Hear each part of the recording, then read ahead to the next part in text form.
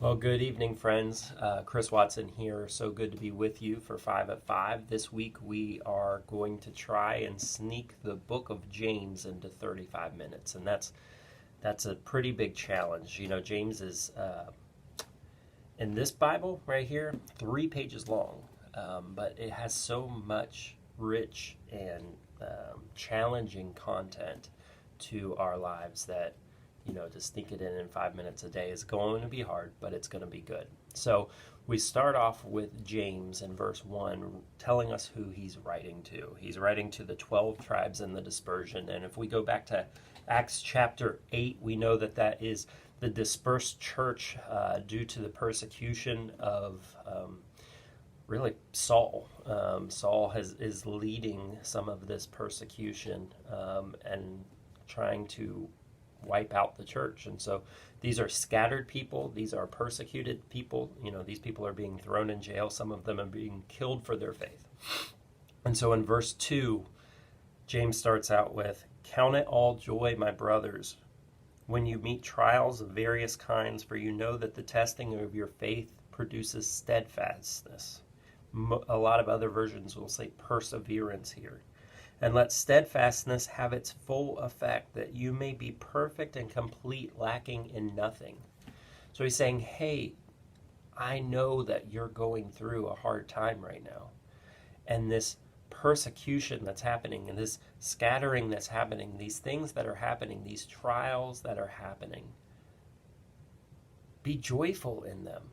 Be joyful in them, not because they're pleasant things to encounter, but because as God is allowing this to happen, he's using this to help you be mature and complete, lacking nothing. We've heard the story of the refiner's fire, or maybe we have a silversmith when he goes to refine, he or she goes to refine silver.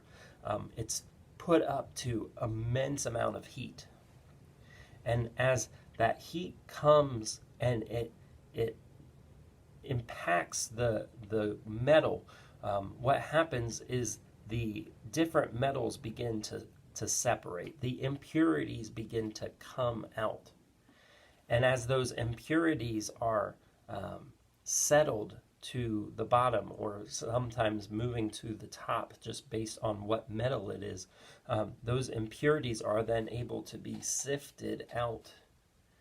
And then once those impurities are sifted out, they start the process over again. They begin to heat it up and make it deal with immense heat, immense pressure, I guess I would say, as that heat rises and impacts the metal. And again, those impurities will sift away. And God is doing that to the Christians in the dispersion.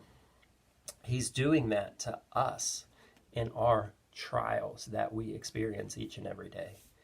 And so as we're going through things that aren't pleasant, that aren't comfortable, that aren't fun, God is using those things to draw us closer to him. Because the Bible says that we are made in his image, we're made to reflect him. And as God begins to take those impurities out of us, we become a more complete and finished picture of who he is to those we encounter.